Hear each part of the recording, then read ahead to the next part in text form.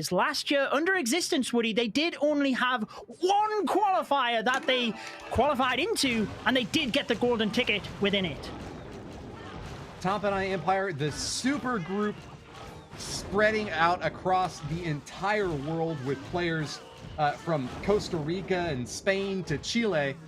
This is certainly an international superstar team, and MAICOL DP, the next attacker, the Chilean on the squad, is ready to get it done with this Queen Charge Lava Loon hit, is shooing the Dragon Riders in favor of that old school strat, big heavy tanking out in front and maximum firepower applied across vast distances thanks to 3 rage spells to keep them on target and going fast.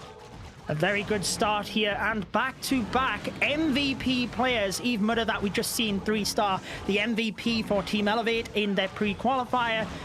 MAICOL, the top hitter for TOMPINAI Empire, sending in their best player, arguably, for this attack when it's really needed, and the Queen Charge is doing phenomenal down the bottom of the base. Still has that super wall breaker, but he's just waiting on the timing of it. Also aiming for the multi-target Inferno to the left-hand side with the Royal Champion, and that will go down. He's very patiently waiting of the King to take out an area here, so he can presumably send the super wall breaker in, or looks like he's actually just going to let the Queen go through the wall. We've seen this from TOMPINAI Empire yesterday, and it worked brilliantly.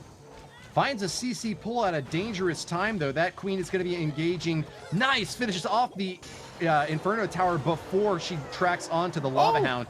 That'll keep those healers nice and safe and well protected behind her. She's going to be delayed a bit now, so we're going to switch up to the top side where we see the main phase of the attack beginning. Unfortunately for MAICOL, a single target Inferno will burn up his Lava Hound before it even gets a chance to dish out any damage. Soaking a few shots up there, but the tanking is now down and out. He's going to have to rely purely on the damage and freezing capabilities now as he sends in the last big vestige of hope. The Stone Slammer catches a Seeking Air Mine right on the far outside. It needs to stay up long and block shots for these balloons. That Wizard Tower could spell doom for them if it locks onto a big pack. He sent the other group in perfect timing though, Woody, to tank it, and he even has a freeze spell in the pocket. I honestly don't know how TOMPINAI Empire do this.